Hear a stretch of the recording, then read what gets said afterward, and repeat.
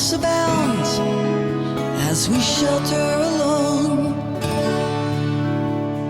Wind and the water never ending. Hello and welcome to another edition of Wonder Women, stories from the women who play bass.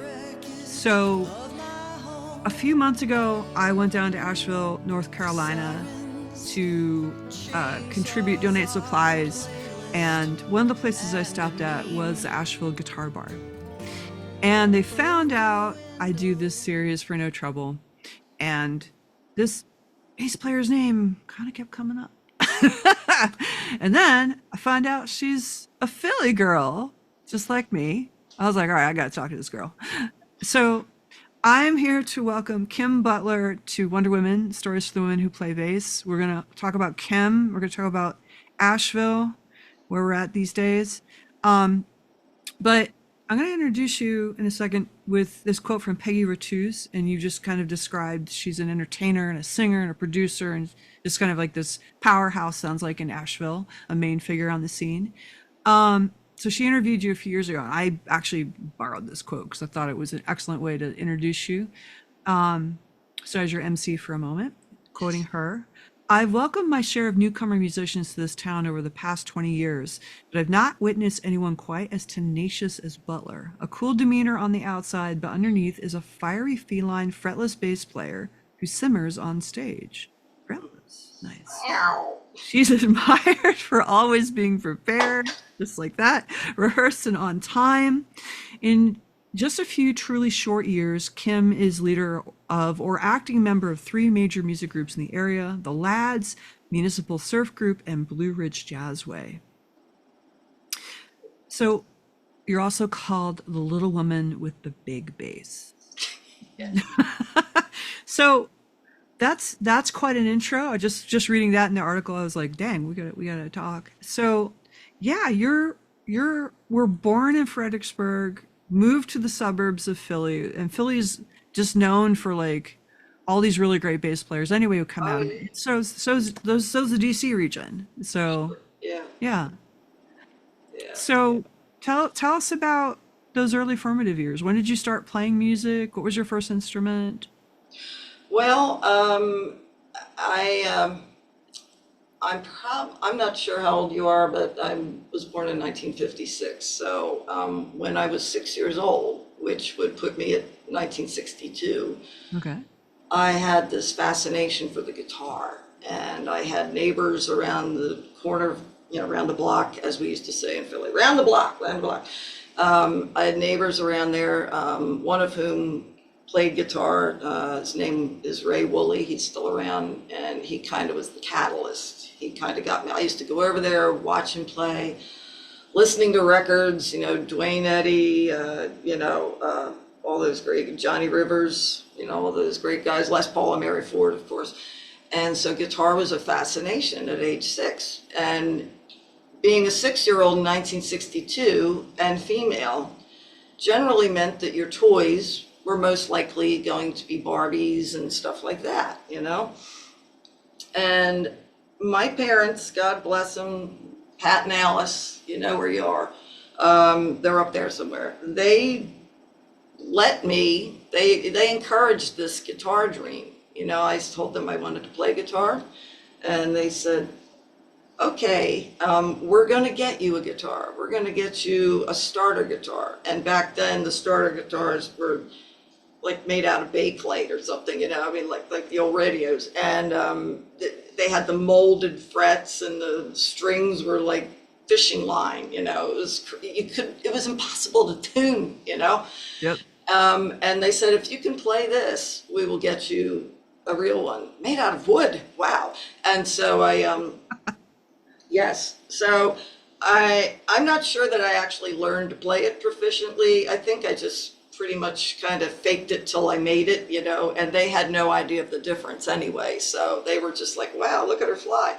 And the sound was probably really horrendous, but they thought it was, progress. So yes, they got me, as most children those days received instruments from Sears. Sears catalog got me a guitar, actually, I had several guitars from the Sears catalog as time went on, and I just, say what you will about it, but a lot of people got their start with a Sears Silvertone, whether it was a bass or guitar or whatever, and that's always just been just one of those cherished memories, that you could always get something from Sears and have it be affordable, because who was a millionaire back then? Not many.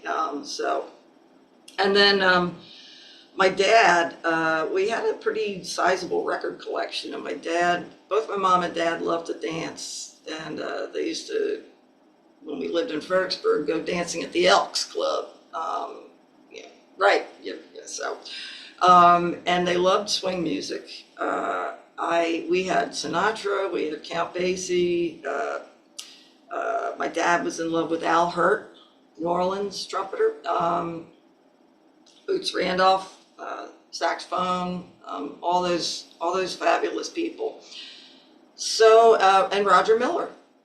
Roger Miller, I thought was awesome, but somewhere in that mix, in addition to the guitar, that low end kept hitting me, especially with Basie, how fortunate, right?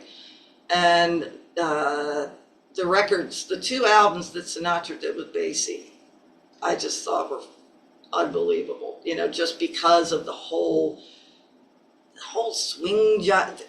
They just killed, they just had so much, it sounds stupid to say rhythm, but, it really kind of just rocked your whole body. And then it was like, how do I get that? I think I need to play the bass. And so Basie led to bass, I can't, a lot of people will say, well, of course the Beatles were out, Paul McCartney, etc. But for me, it was Count Basie and the bass. So, which is and then of course we raided the Sears catalog, and my first bass was a Sears Silvertone copy of the Hofner Beetle bass, which sadly got stolen out of a nightclub, but who wants a Silvertone Hofner Beetle bass? Well, somebody does. So, and that's kind of where it all came from. My neighbor around the block and Count Basie. So, who was your first bass teacher, if that's okay to ask? If you had one. That's a good question, because the first bass teacher I had was me. I got it. I knew enough about the guitar to know, I don't read music. If you put a sheet of music in front of me, it's going to send my brain into overdrive.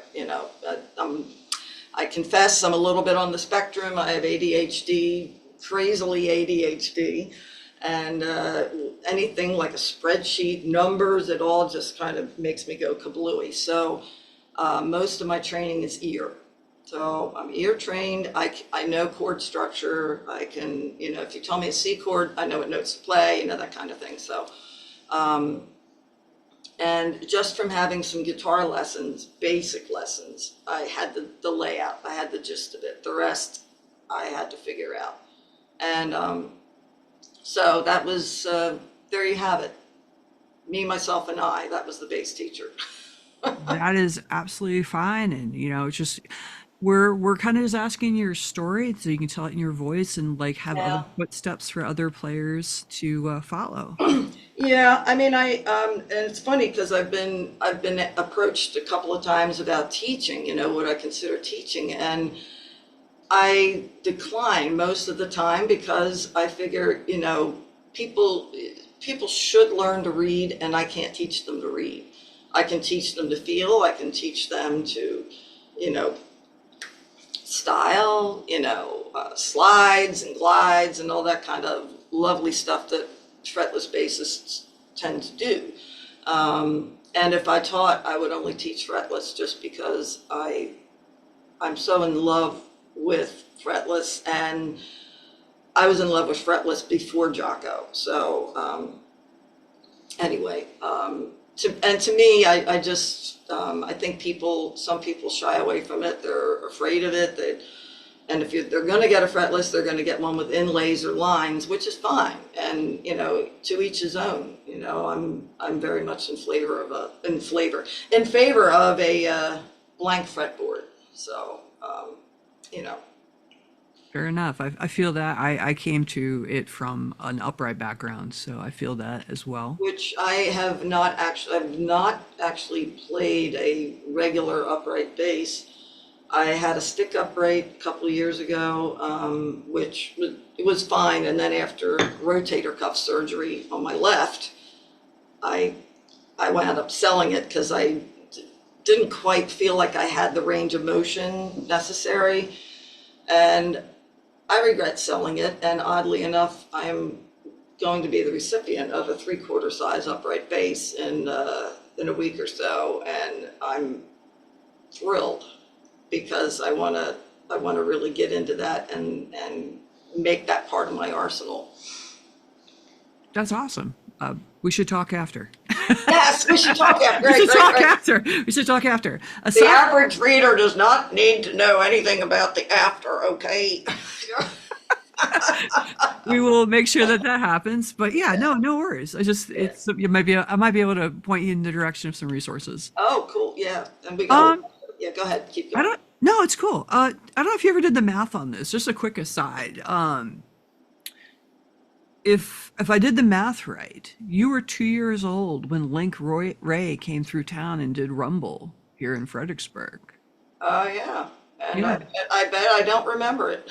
Probably not, but No. I didn't know if you ever connected that. No, I didn't. That's really. I was 58, and that's that whole introduction. Yeah, that's right.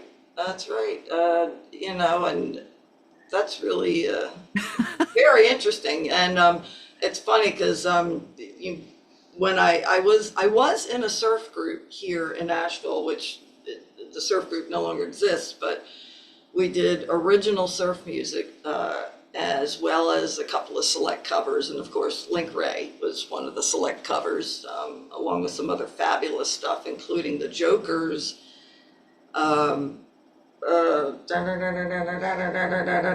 The name escapes me at the moment, but it was a takeoff on a classical piece. Oh lordy, Ketchaturian.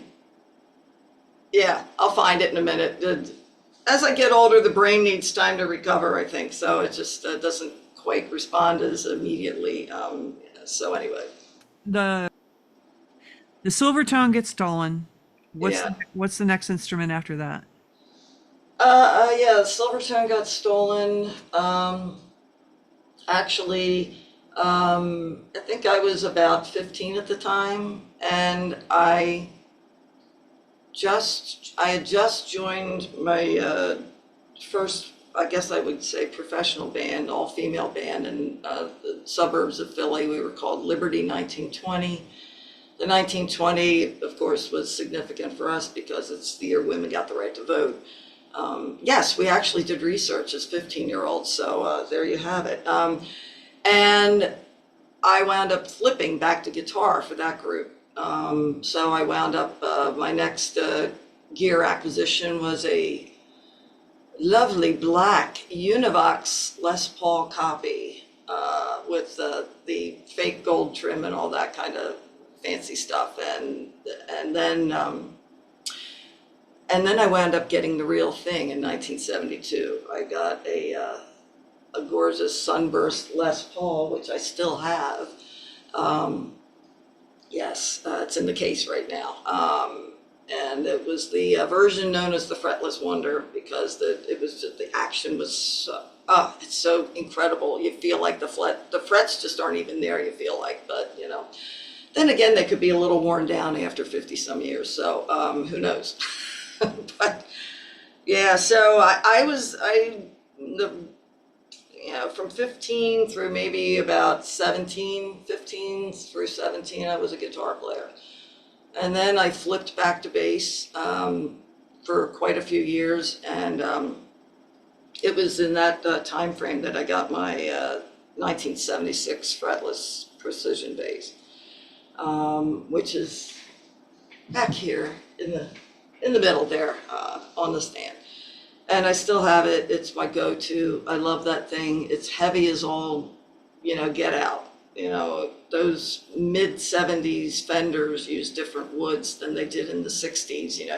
You pick up a 63P bass and it feels like light as a feather compared to this thing. This thing is a monster, but I also feel as though maybe it's the density of the wood or whatever, but it's got a tone, man. It's just got an awesome tone, So I suffer with it because I love it. It's as I tell people, it's the longest, most stable relationship I've had in my life.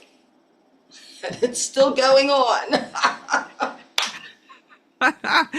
I might be stealing that. Nice. Well done. Yeah, Well done. yeah. So you go from guitar to like fretless, a I 76 know. fretless. I mean, that's like quite the entry. What like made you just like, heck with it? I don't need frets. Let's just do this. Well, interestingly, the band that I was in, Liberty, the person who was playing bass, she's actually a childhood friend I've known since 5th grade, and we're still friends. Her name is Dee Marlin, and for her first bass, she picked a fretless Precision, which, I have no idea why, but, thank God she did, because I fell in love with it hearing her play it. And then I was like, I'm gonna get one. I'm gonna get me one of these days. Yeah. And it turned out that wasn't too far away. So she was one of your influences, essentially. In a way, yeah. Right there. I Yeah. know. Dee Marlin, yes, you were an influence with that Fender fretless, which I bet you wish you still had now. Anyway, hers was beautiful, all maple, maple neck, natural finish. Yeah, I always wondered what happened to that, but yes. So one of my questions that I was going to ask you, and you just kind of answered it with that one, but maybe you've got some other instances. Are there any Philly specific artists, mentors, or I know you taught yourself, but teachers that gave you a break or a pivotal lesson moment that Actually, I did start taking bass lessons when I lived in God. I mean, this was a little late, considering how long I had gone without any bass lessons. But there was a guy, I don't know if he's still around, in Claymont, Delaware, which was right over the PA line from where I lived.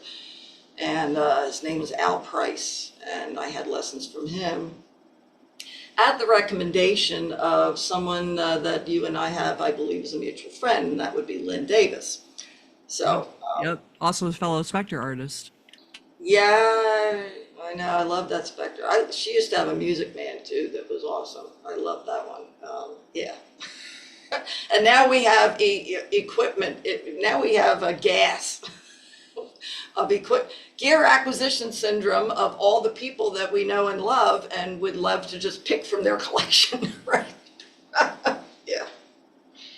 Okay. No, I feel that. Yeah, I bet, yeah. I didn't know about the Music Man. That's on my other list. That's one I'd like to get just to have that sound in my cartage. Oh, yeah. Next time you talk to Lynn, ask her about that one. That was a really nice. That was a Saber Dance is the name of the surf song by the Jokers, by the way.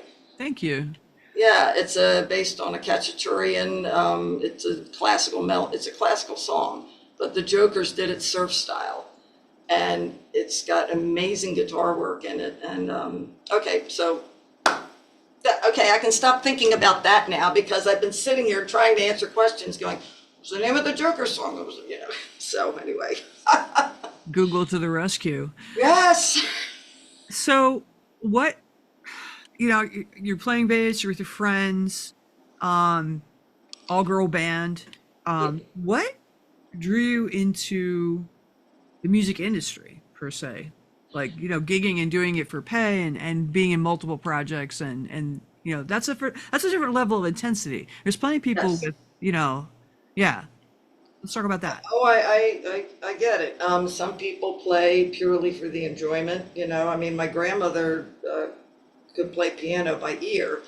Actually, my I have a second cousin. His name is Butler, and he is a guitar whiz, and his band is called Perpetual Groove, and they've been together 20 some years. And I met my second cousin for the first time in Asheville in October. You know, it was like a month after Helen, and he was in town to do a show.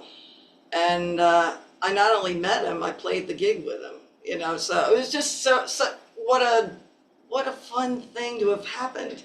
And I was telling him about Grandma Butler. Like, Grandma Butler could play the piano by ear. And hey, we all know that a lot of your music starts in the house, you know, in the home. And many families, or at least they used to, they just played for the pure enjoyment of the sound, you know, just as it was an activity. It was an activity that could be done in the home. All you needed was an upright piano or a spinet or whatever. And, you know, that was, my mother actually wanted me to take piano lessons. And I was just like, see these hands? They're like microscopic. I can't do an octave. Little, you know, I'm just like, Mom, I don't know. I think it would be a waste of time. But then again, she's the one who saw the ad in the newspaper that said there's a group looking to form an all-girl band. And this is when I was 14. And I said, Mom, that's a dumb idea. I mean, what an idiot, you know? At any rate, to go from having it be a family activity to where I'm at now, it's quite a stretch. And I'm extremely thankful that, you know, my parents had a piano, that they encouraged me to get into what I was, you know, getting into. Little did they know what they were getting into. But anyway, I have stories, man, and I know we don't have time for that, but one of these days. It is a lot. And initially, I think when people start venturing into music, or at least back in the day when I did, you know, there was no internet, then none of this stuff. We didn't even have fax machines, you know, it was, you know, but that was normal. That's what we were used to. And I learned about different players and things by listening to records, by listening to the radio. And the only connection you had with anybody was the phone, you know, good old wall phone with the 50-foot cord. Or, you know, you just went out. You went out places, you read the newspaper, especially the classifieds, to find out what was going on. And then that's how I learned about that stupid idea of an all-girl band, you know. So I know I'm just paraphrasing my stupid self back then. But, you know, I have to admit I was attracted by the idea of all female, because I just thought, I don't know any other female musicians, you know. And there you go. The classified ads brought me in contact with female musicians. And it's just, now it's just, you can't even say quadrupled, you know, just the ability to connect with people now is so much greater. And thus there are more opportunities. So if I want to be in 7 bands at once, which I came very close to here in Asheville, and until the hurricane hit, and then that put a big hole in my calendar, and maybe it was a sign from the above or the universe that you might need to slow down a little bit, you know. So and it did. It was a reckoning, the hurricane, for many people, not just me. And so I did scale back a little bit. Some things just, like the hurricane, they just kind of fell off a cliff naturally, you know. But there were some decisions I had to make, you know, about, do I keep doing this, do I whatever, you know. So, and thank God for people like you that took an interest in what was going on here, you know. And there are still so many people suffering, venues that are never coming back, businesses, and you know, it's I don't know how I morphed from one question into that, but anyway, there you have it.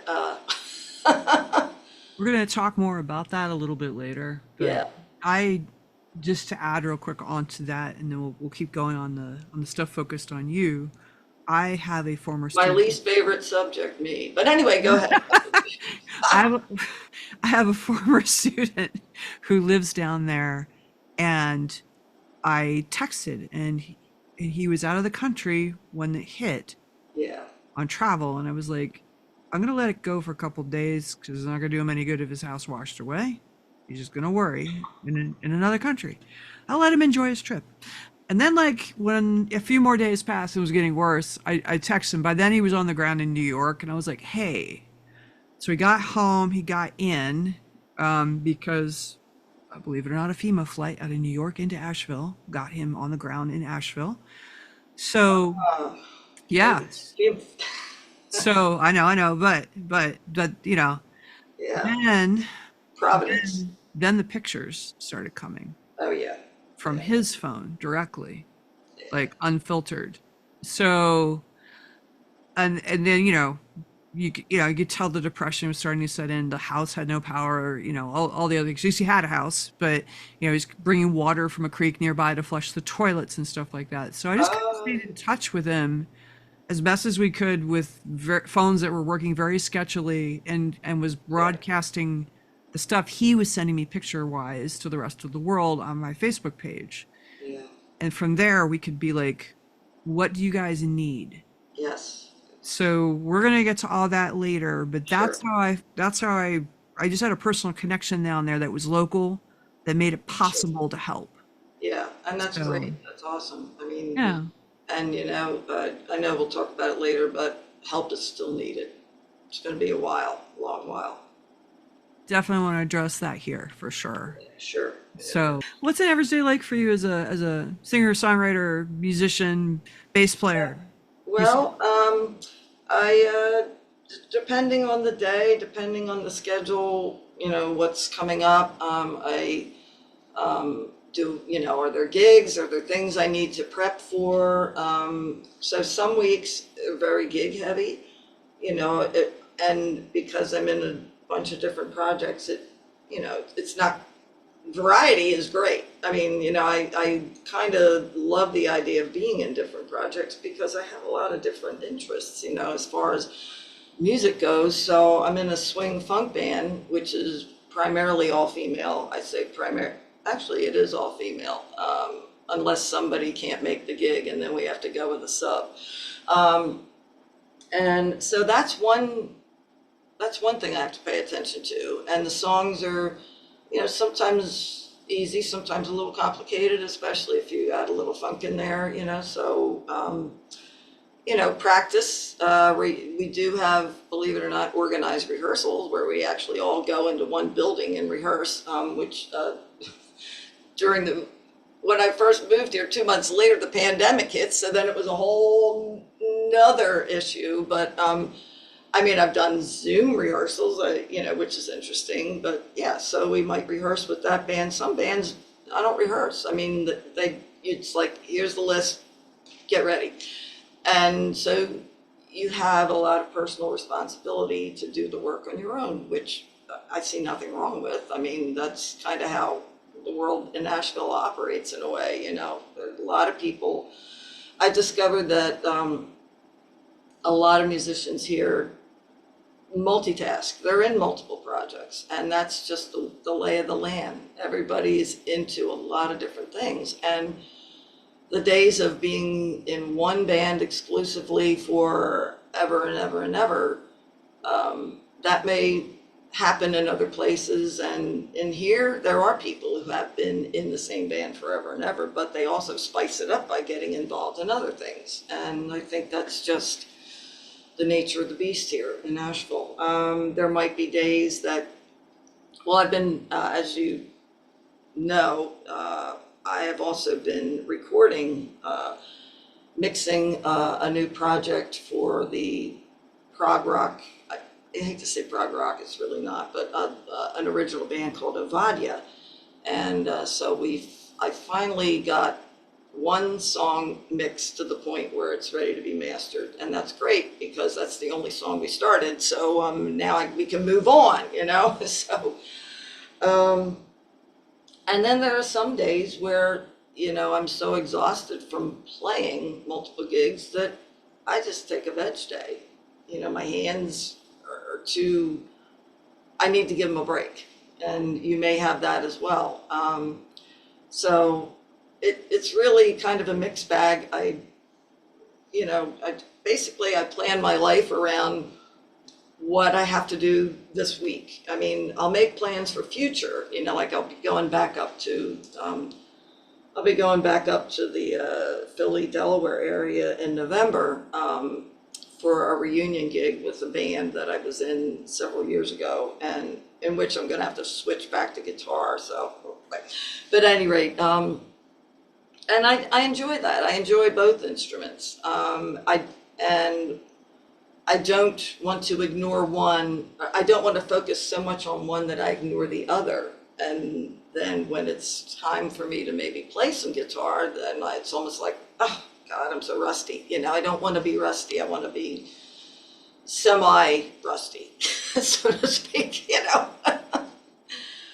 Anyway, so I mix, I record, I play, I study, and if luck is with me, sometimes write on the spur of the moment. So, and then we have pets, and they have to be paid attention to, and of course our significant others and stuff. So friends, so it's a lot in a way. And I know I made it sound like it wasn't very organized, but it kind of is. It's as organized as an ADHD person can be without devolving into complete chaos. Understood. I have a big project style calendar planner above my desk downstairs. I've got another one behind me. I've got planners over here. Yeah. Oh yeah. So, what did you find? We were talking about Asheville and what was different between the scene between Philly and Asheville. What else was different aside from finding that people had, more projects on their plates? I think where I was living at the time before I moved to Asheville, I was actually living in Rehoboth Beach, Delaware, which is a, resort area. In addition to being Sussex. I don't know if you're familiar.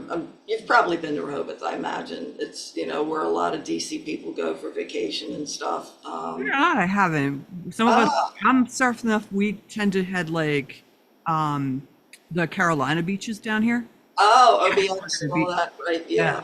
Sure. Yeah. At any rate, it's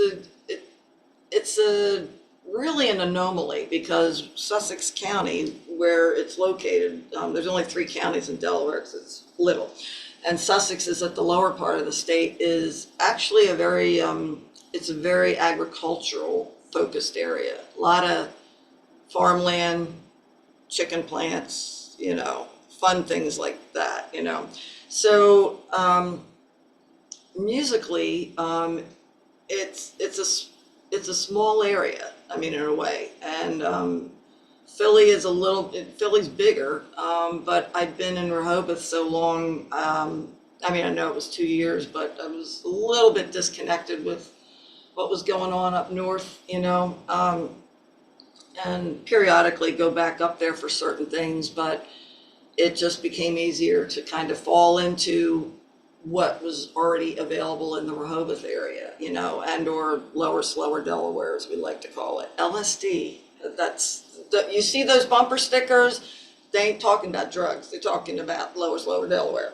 Anyway, so when I moved to Asheville, it was like music on steroids, there's just so much going on. I mean, I even look at it like, I'm a recovered alcoholic. Not that everybody needs to know that, but that's okay. It's, sometimes you can help people just by being public about it. So, but one thing, I came from a town where there might have been 7 meetings in a week total, and I came to Asheville and there's like 30 a day.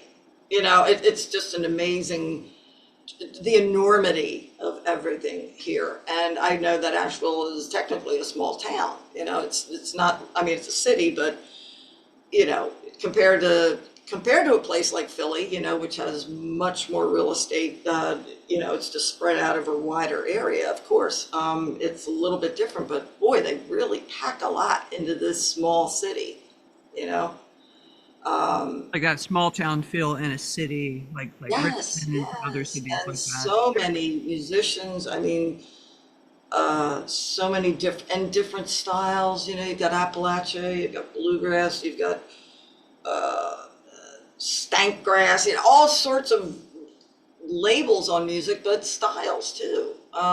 So it's some places, you know, it's like blues city, but we got plenty of blues here, but we also got a lot of jazz, tons of jazz, which I found irresistible. So I had never really done a whole lot of jazz playing until I moved to Asheville, and I love it. You know, I almost can't get enough of it. You know, and then jazz leads to swing, which leads to funk, which leads to, you know, all the other things. You know, and then tons of recording studios, tons of rehearsal studios. You know, just there's a lot here.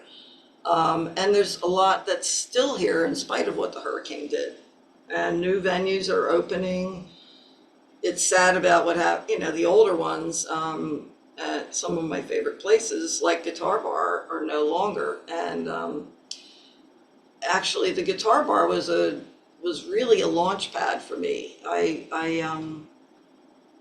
I started going there January of 2020. I had moved to town literally at the very end of 2019. I got here basically a couple of days before New Year's Eve, and unexpectedly had to go back north to Delaware for a farewell show for the band I had just left. And when I came back, I had been doing research.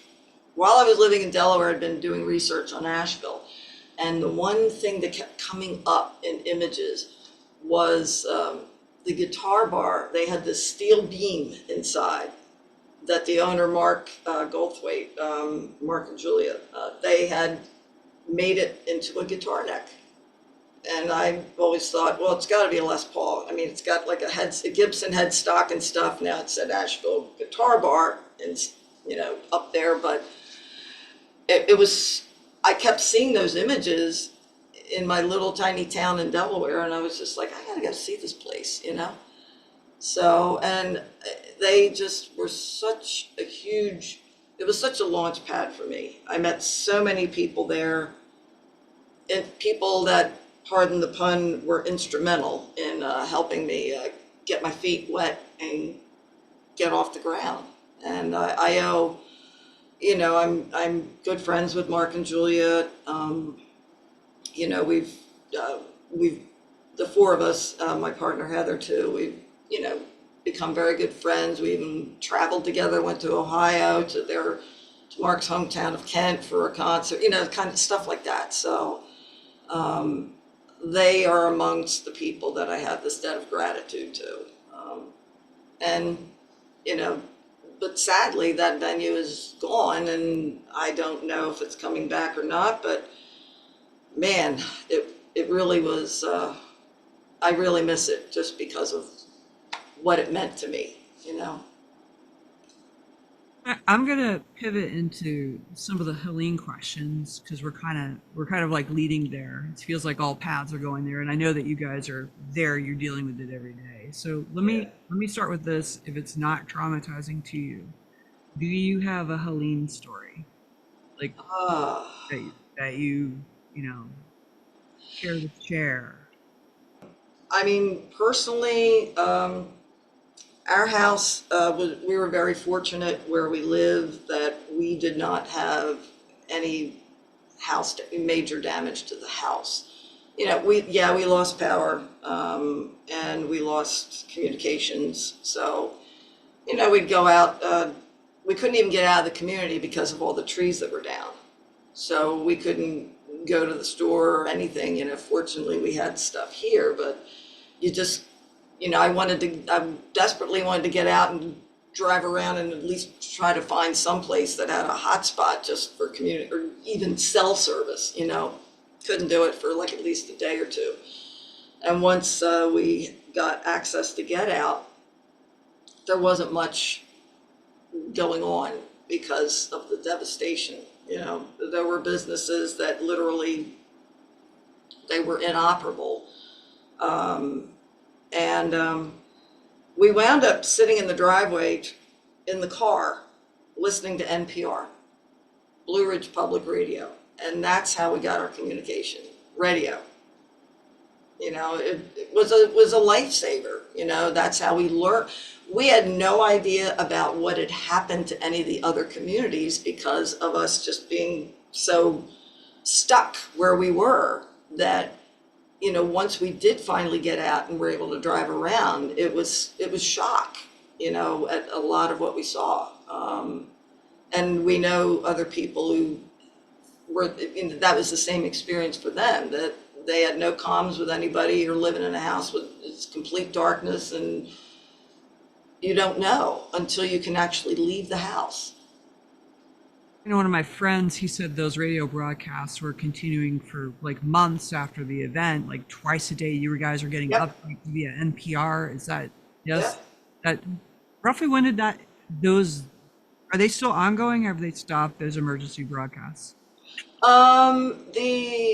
They've lessened, I will say.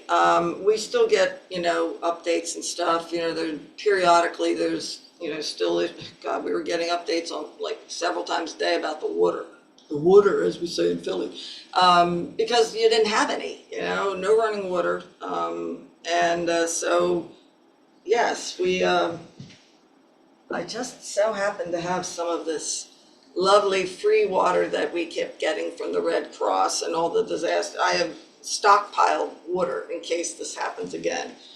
And I must say, these are ingenious inventions here. This whole thing, it's completely recyclable, and it's pasteurized, sterilized, and whatnot. And it's good for 10 years, so bring it on. And year number 9. No. We had the meals, you couldn't cook, there was no electricity.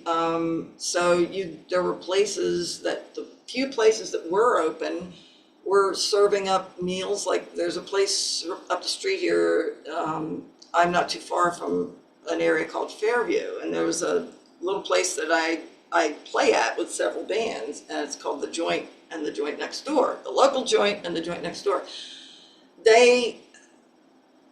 What they wound up doing, they couldn't pay anybody. Their workers voluntarily came in so that they could cook and serve 3 meals a day for free to anybody who needed to eat. And, it's little things like that, that you just got to be so appreciative of. And interestingly, my Helen story also involves music. Me and my wife, Heather, this had been, obviously, we're like a week into Helen, and we're like, the joint, let's go support the joint. Let's go see what we can do there. So we decided to just pack up all our gear. She's a budding drummer. She taught herself drums in like a year. At age 60, I'm like, you're the poster child for it's never too old. You're never too old to learn something. So we would go up to the parking lot and just play in the parking lot. And it was 2 chicks in the parking lot today. And we were just basically trying to, help out, bring some sounds to people that maybe hadn't heard music in several days because they had no electricity. They had if they were streaming, they couldn't get it, and then I'm not saying it was the best music, but, it was what we could do at that time. And we actually there was a woman, the first day we did it, when we took a break, she came up and she was literally in tears. And she's like, she thanked us so much for playing. And she was like, this is the first music I've heard since the hurricane hit. And she just couldn't contain herself. And I almost cried along with her, just because the music is that powerful. Even if it's poorly played in the middle of a parking lot, it was that powerful, you know what I mean? So it's things like that. That's my Helen story, is the inability to do anything, and then how do you work around it? How do you do things that maybe not necessarily elevate you, but at least help other people? And so all the there's been so many benefits and benefit shows, concerts. We had World Central Kitchen here that was serving meals too, right downtown in an area called the South Slope, like Bear's Barbecue. If you've been to town, then you kind of have a knowledge.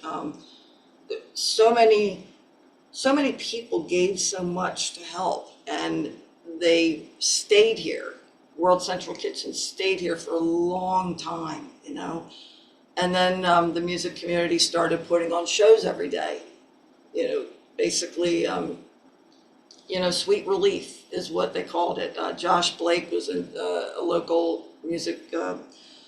He's a musical genius wizard. He works at Echo Mountain Recording Studios, but he put this whole thing together, and it was free music every day while you came to eat. That's the concept, just to brighten the spirits, raise money, and sadly, it's still going on, because it's going to be a while. I mean, there were hundreds of landslides here.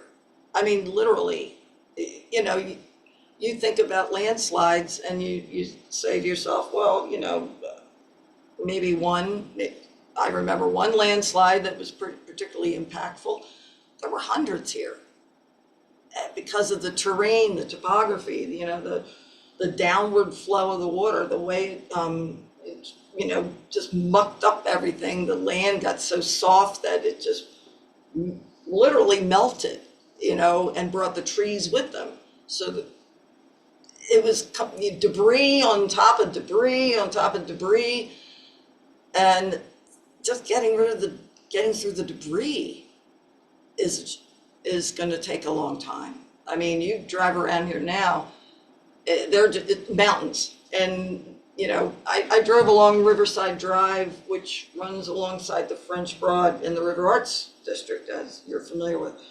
If you drive further towards Woodfin area, which is a little bit north, oh my God, mountains of debris. I put that in a song. It piles for miles, and that's literally what you see. The deranged lumberjack. Oh yes, demented lumberjack. Sorry, yes. Yeah. Go ahead, keep going. It struck me when you said that. Yeah, and it is. I became obsessed with taking photos of stuff, and not just the damage and the, horribleness of it, but there were some things that, that just, you sit there and you go, now how does that happen? I'm out there off of Riverside Drive, just kind of taking pictures of the river and stuff. And then there's a set of train tracks, and most likely freight train, or just maybe even local, like to just transfer stuff from one destination to another. And there's a kid's toy truck sitting in the middle of the tracks, just out of nowhere, like the truck was waiting to hop the next train, almost.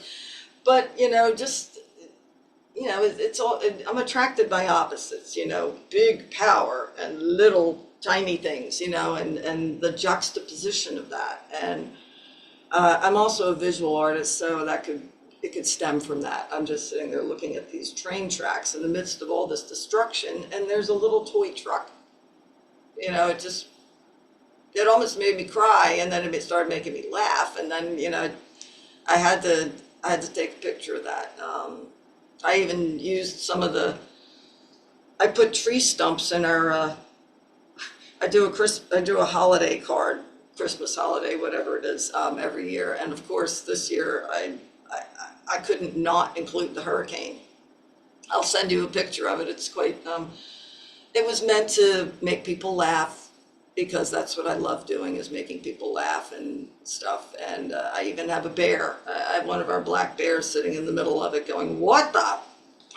happened here, I've even got overflowing trash containers in my Christmas card. So it's just because we couldn't get rid of the trash. We had so much stuff,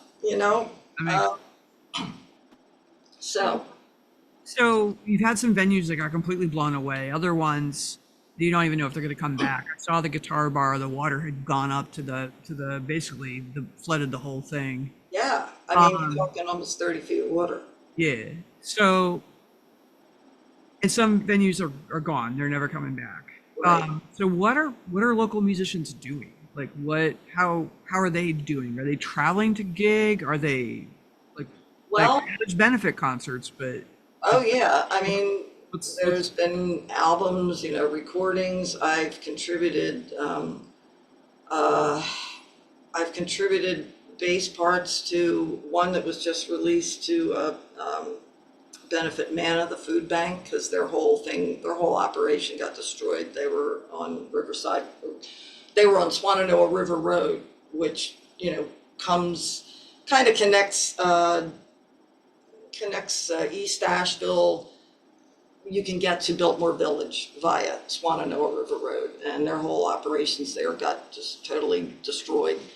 Um, and there have been a lot of benefits for several of the local charities here, like Beloved Asheville. There is Arts ABL, which is that's another arts organization. And of course, the River Arts District suffered a lot of loss. A lot of venues, not just music venues, but galleries, studios for artists. They're gone. There are plans to bring things back, but some of that takes time because, believe it or not, in certain areas the ground has still not dried out.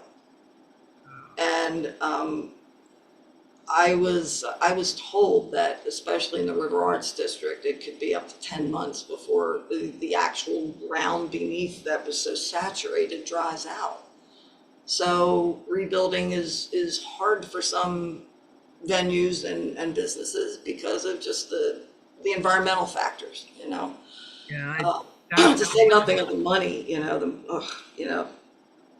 but, you know, um, there are some venues that have been stalwarts, like One World West in West Asheville, Gray Eagle, Wicked Weed, and the Funkatorium. All these places are still there. Um, Highland Brewing, oh my God, Highland Brewing has been awesome. And many of these places, not just supporting everybody, but they've also almost become collection centers, donation centers, where people can bring stuff. As you well know from having been here, it's just been a community-wide effort to just, we got to help ourselves. And thank God for the people outside the area that are helping us help ourselves, bringing supplies down. Most of the stuff I focus on is bringing arts and music supplies and You desperately need it. okay, so yes, so I want to talk about that for a second. Yeah. One thing that it's a surprise, but it's not when you think about it. Canvases. Like if you bring canvases, they get snapped up because everybody's portfolios were destroyed if you're a visual artist or a painter. Right, sure. What do musicians need? Is there anything like that you can think of? Well, many people lost instruments, lost amp, they lost their equipment. One of the guys that,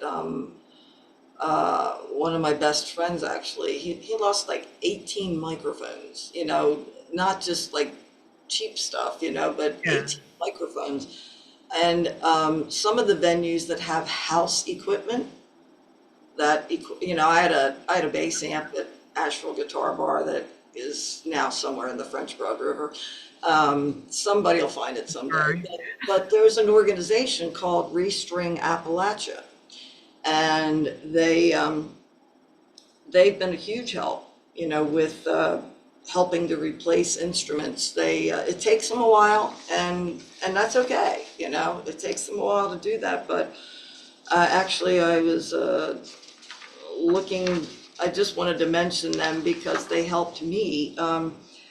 There's a podcast called American Songcatcher, and basically Restring Appalachia built out of that. It's a nonprofit, And basically their dedication is to getting instruments back in the hands, instruments, amplifiers, whatever you need. They replaced the bass amp that I had at Asheville Guitar Bar. I mean, and it took months to do it.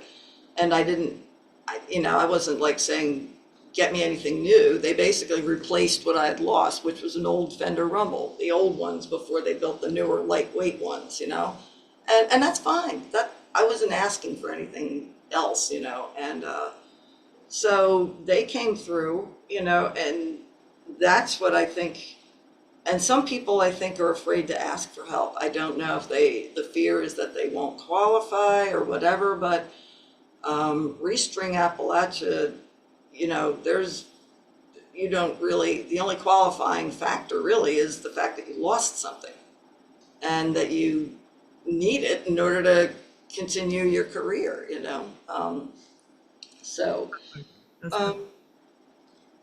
it's that kind of stuff. And I think I kind of got so lost in the reliving of it that I forgot what the question was. Anyway, No, you're doing fine. Actually, the reason I ask is because, if you've gone back on my Facebook page, no big deal either way. I came down there in December with a Ford Transit van loaded to the gills with donated instruments and art supplies. So I've been constantly kind of putting the call out like, hey, they need instruments, they need instruments, they need instruments. So me asking you was kind of a check-in to see what the pulse is still on that.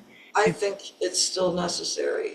I find that, and I every day I talk to people, and some will say, well, that went away that's in the French Broad, or that got swept away, and yeah, I get it. And I think that, and there's been a lot of misinformation as well, which tends to happen when you have a disaster like this, and a lot of people dissing FEMA and stuff. And yes, I know people who had issues with FEMA, but I also know people who have nothing but good things to say about FEMA, and I don't know what FEMA's future is. I hope it doesn't go away, because they do good work, and I think you don't know until you need it.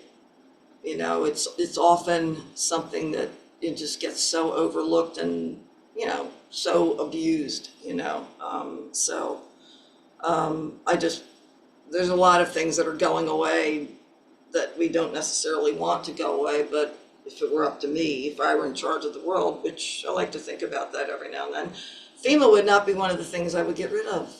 Cutting off your nose to spite your face, as the saying goes, I do appreciate you mentioning that. I've had conversations on my own. This is nothing we did not.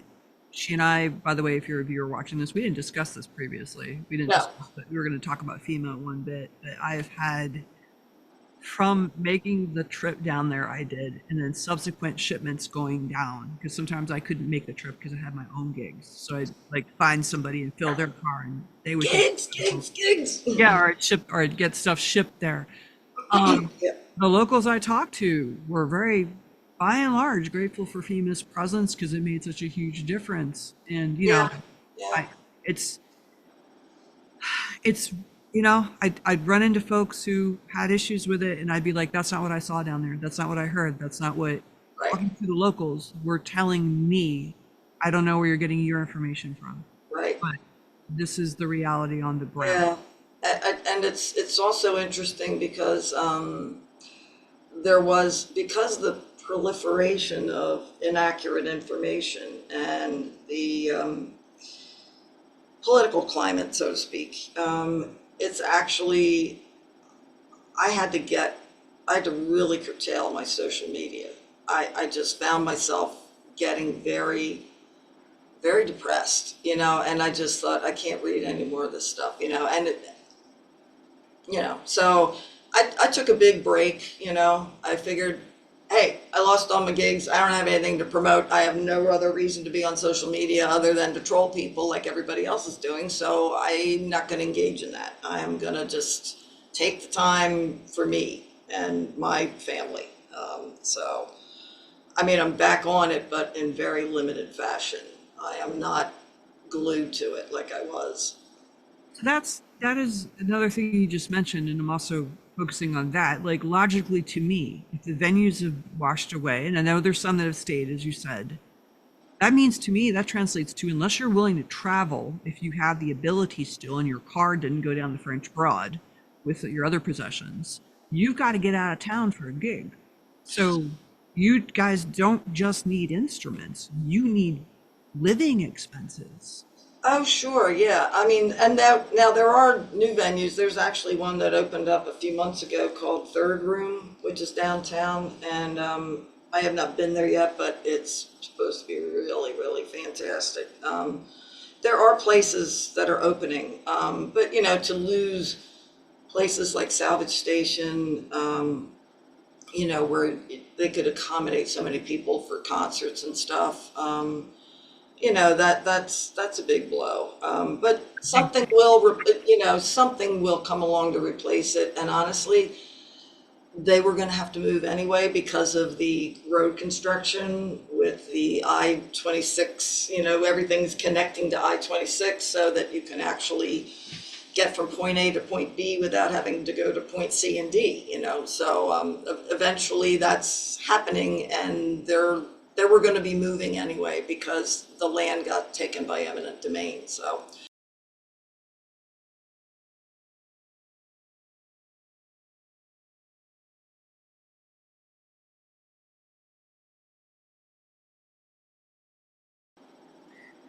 Of all your roles, as you're a bandmate and you're a songwriter, um, sounds like you're getting into producing a little bit with the mixing. Um, which one brings you the most joy? You have a bass player on the list too.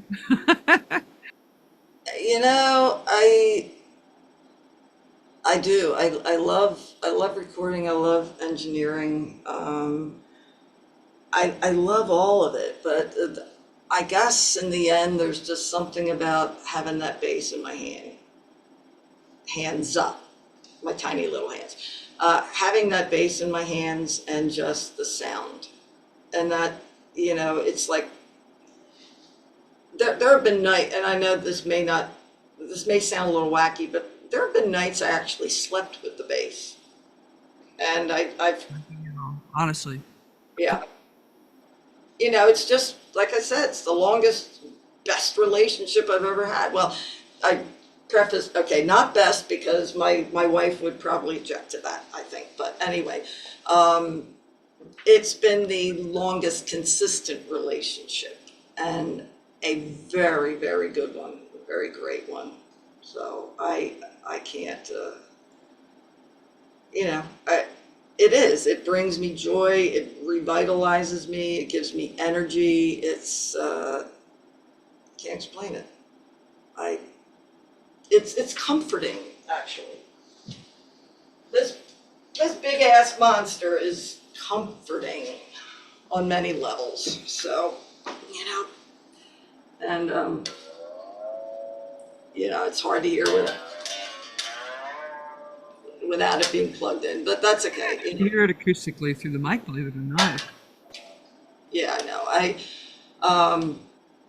And I don't know what kind of strings you use. I have really become attached to the Ernie Ball Super or Slinky Flats because, as you know, some flats are like logs. It's like they're no give whatsoever, and I like to pull, and you know, it's all stuff that's hard to do with traditional flats. So I really love these just for my purposes. And they come in super light gauge, which is even better. Now, do you sing and play bass at all? I do.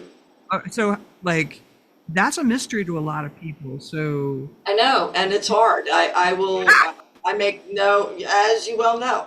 And I find that it takes me, depending on the song, it takes me a while. And what I have to do, I have to be able to play the bass without thinking about it. I have to be able to know the parts without, you know, worrying about what comes next.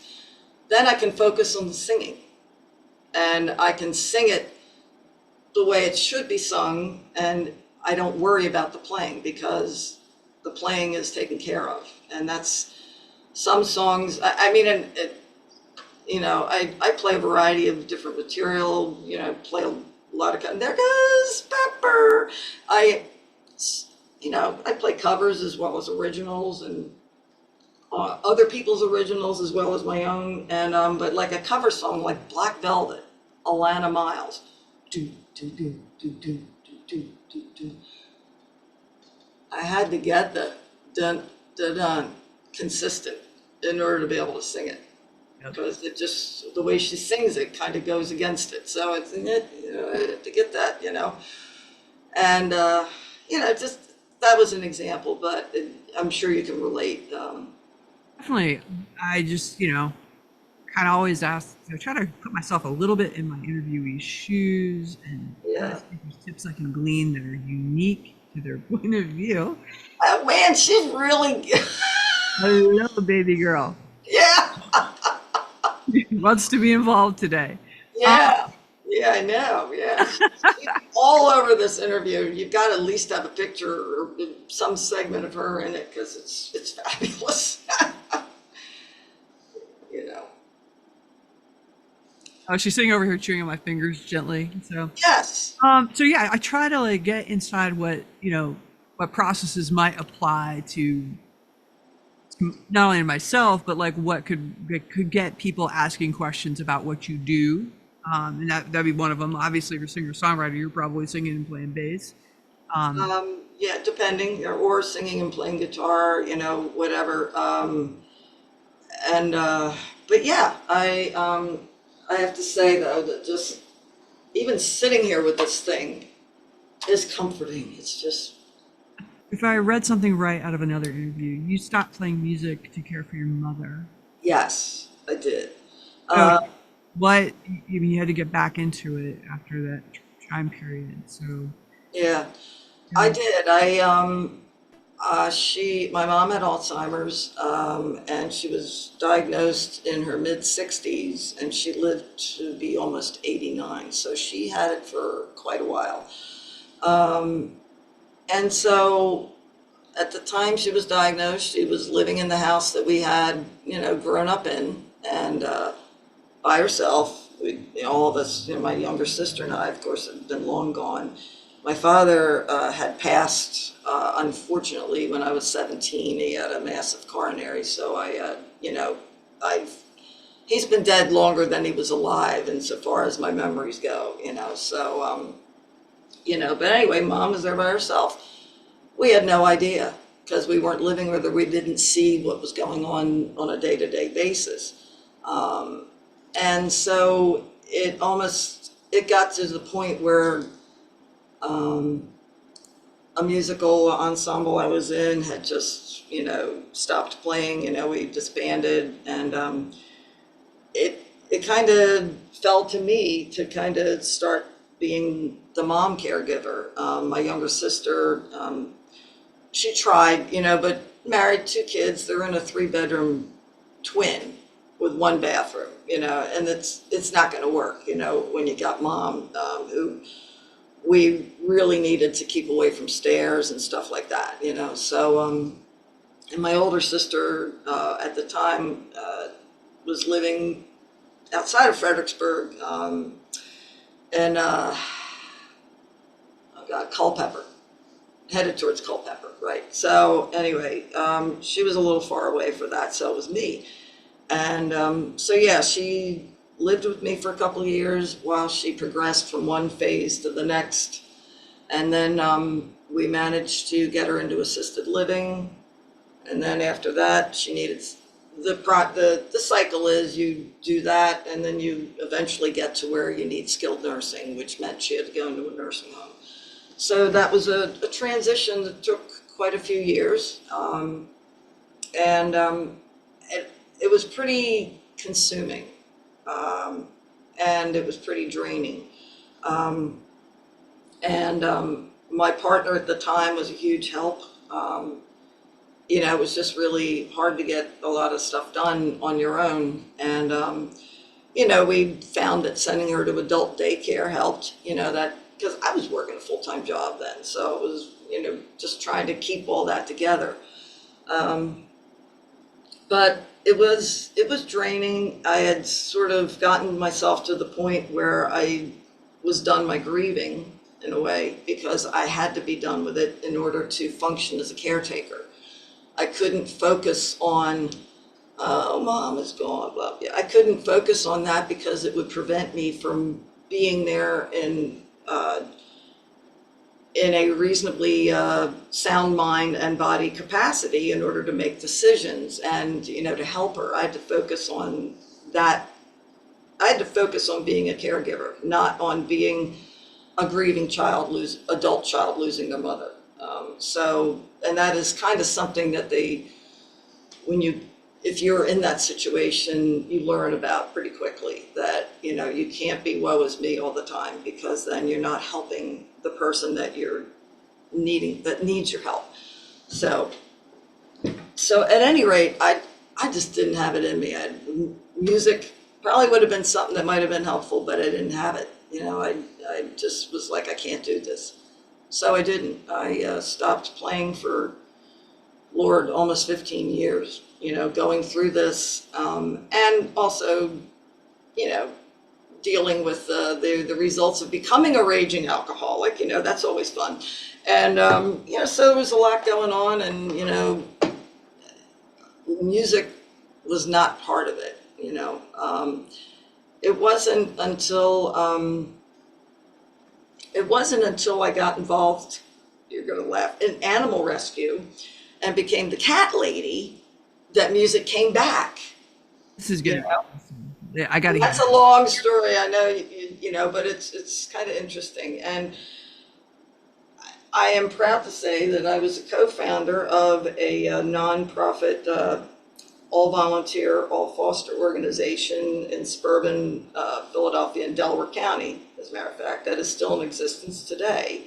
What's the name of it? That's okay. And it is AC/DC Rescue, not because we were fans of AC/DC, but the formal name is Animal Coalition of Delaware County. And anyway, so that organization started in 2004, and I'm somewhat limited in my participation now. I'm certainly not fostering or anything, because I'm in Nashville and they're in, Philly, but I have remained active by doing behind this, the back office stuff, like website and stuff like that. So, which I have needed to kind of let go of some of that as things took off here. So, but it's, you being an animal lover as well, animal rescue is a very important piece of society that unfortunately is needed way more than it ever used to be.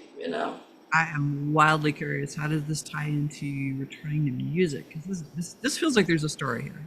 Well, interestingly, yeah. So in the meantime, I've got like 25 cats in my house that I'm fostering, and I've got all these guitars and basses and stuff, and some of the cats seem to take an affinity to some of the guitars, as oh, that looks interesting. I think I'll climb up top of and just sit on it.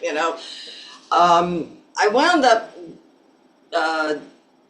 up getting a band back together that was another all-female band I was in the 80s, the Girlfriends. And so we sort of resurrected ourselves again 25 years later.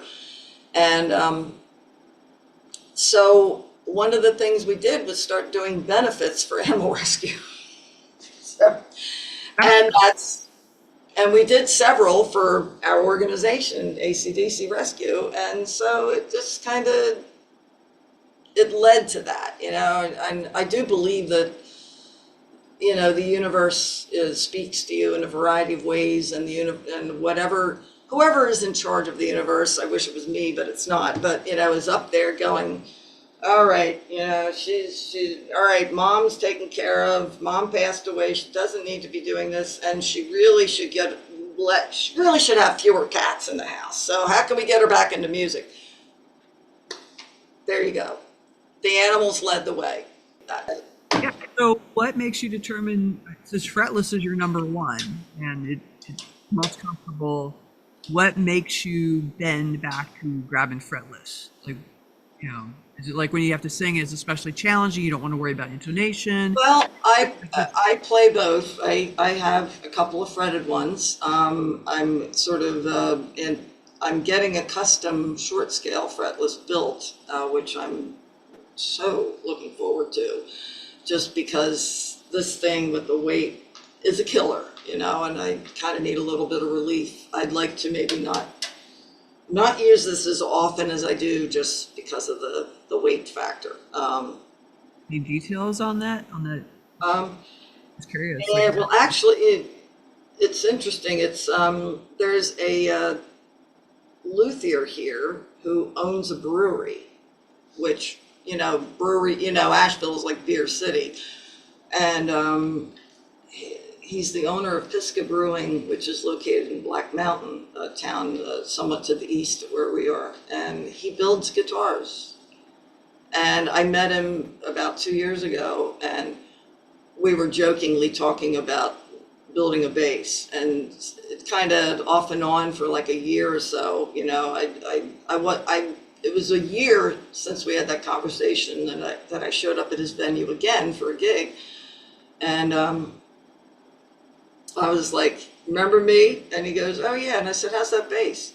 And so we joked about it, but it's actually coming to fruition. And I was just over there about a month and a half ago, and it's gorgeous. And it's going to be, he wanted to measure the radius on the fender and stuff. So he's basically trying to make it to fit me, which is another, that all stems from me and how long I've been doing it. The complaint that they just don't build instruments for women.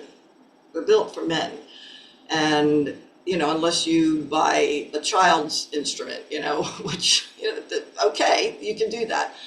And I know now that there are more, now that the more women are more involved in the playing, and, you've got other artists like her and everybody who's getting endorsement deals, I'm sitting there, all right, let's start making instruments that everybody can play, not just men. And so that's, in a way, it's like finally somebody listened to me.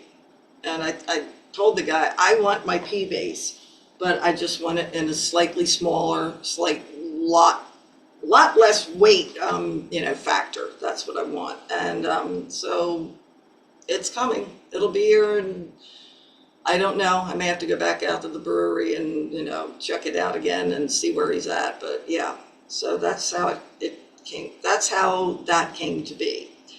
So, and I realized that not everybody is lucky enough this just happened, and it only happened because I took this big ass Fender over there and played it in front of the guy at a show, and somehow he was inspired to say, "I'm going to make you a bass." How bizarre is that? No, that is the best compliment ever, I would think. Yeah, and I luck. Luck has a lot to do with it, and where does luck come from? You make your own luck. I don't know. Maybe you do. Maybe you don't. Maybe sometimes the universe just opens up and says, "Yeah, I'll give her a break. I'll send a bass her way," or something. Kim, do you have any current projects you can tell us about? You can direct us to online? Sure. Let's see. I've got Ovadia, which is Ovadya, Ovadia, which is an all-original ensemble, and the music that we play is composed by the guitarist, M. Hurley, she's kind of like me. She does not read music. She is self-taught, and she uses a lot of interesting open tunings and stuff. And music, it's been described as a cross between Pink Floyd meets the Middle East. Not sure about the Pink Floyd part, but there's definitely some Middle Eastern modalities and stuff in some of the music. And it's music that I was attracted to because there were times it made me want to cry. it was so, just the sounds, and it's inexplicable. I can't put my finger on it, but I thought I really need to be a part of this. They wanted a fretless bass player. And then this showed up at my door, and I'm like, I can't say no to that. I have to. So Avadia's in the process of recording some new material, and I'm mainly the chief cook and bottle washer engineer for that business, which I'm doing out of my house. Company Swing is an all-female swing and jazz and a little bit of funk band. And I love playing swing music. I think it goes back to Basie, and I just, something about that. I love playing all those classic Gershwin and Irving Berlin stuff, mixed with a healthy dose of, squirrel nut zippers and, whatnot. So it's a fun band to play in, and people love dancing to us. So that's a passion. And that's why having that upright is going to be great for that band. I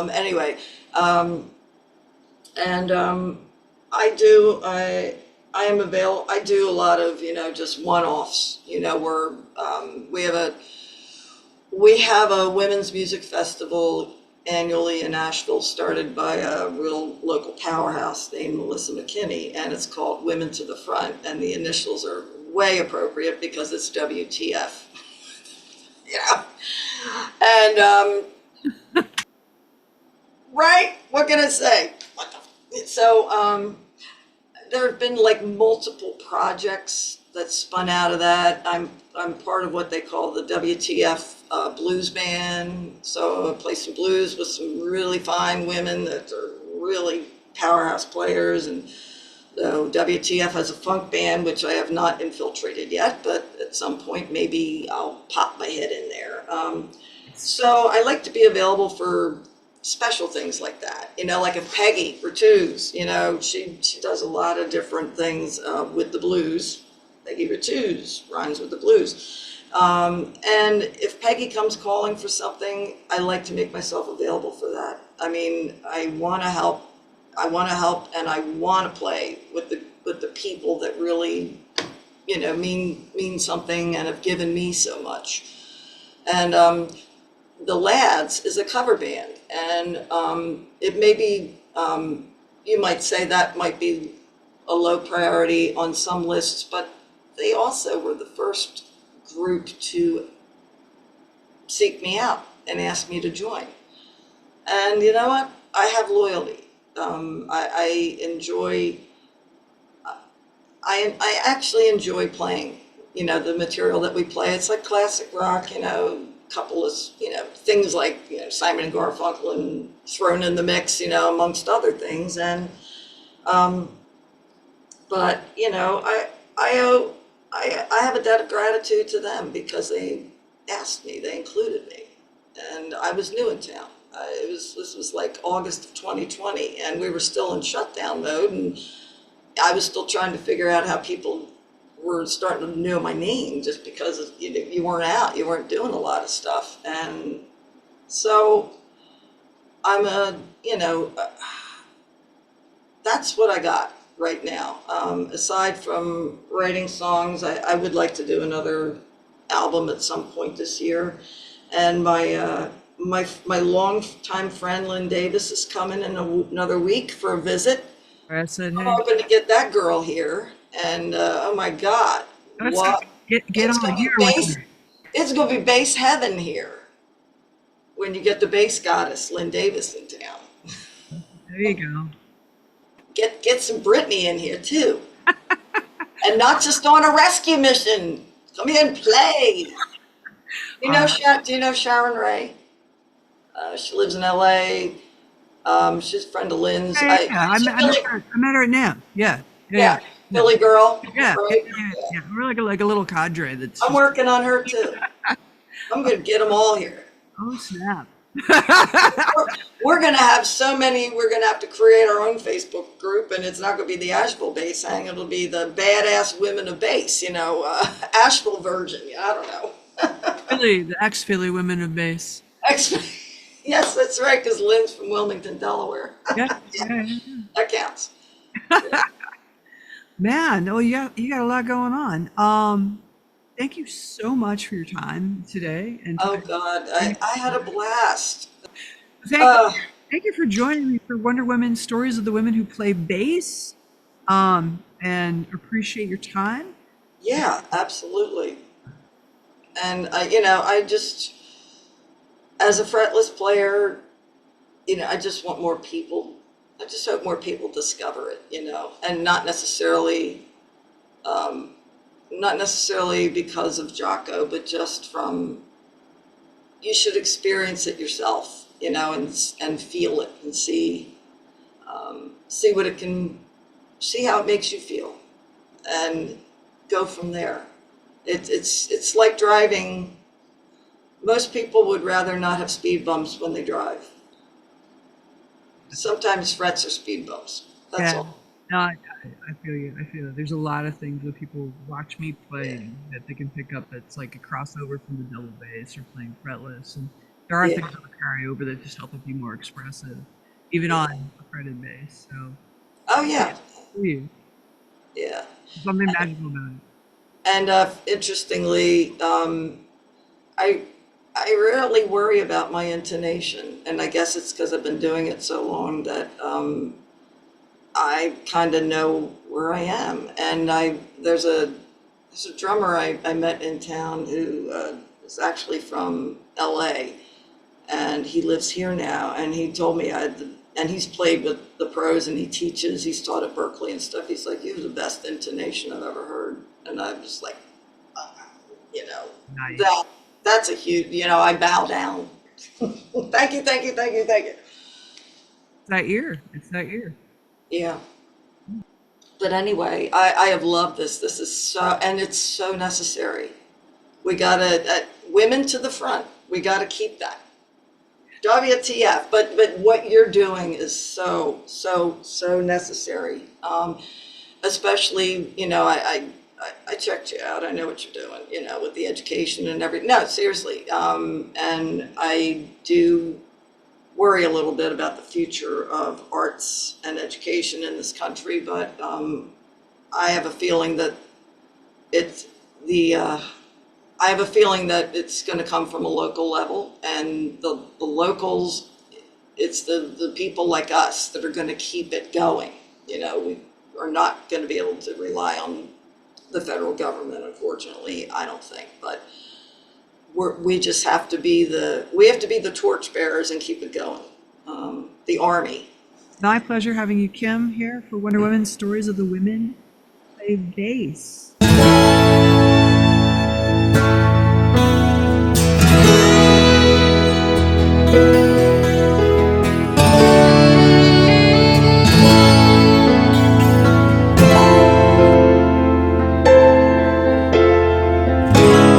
Darkness abounds as we shelter alone. Wind and the water, never ending it seems. I'm standing outside the wreckage of my home. Sirens, chainsaws are the playlist and a meme. Broken windows where light once gleamed. Toxic mud entombed our hopes and dreams. Streets of Asheville are now rivers of tears.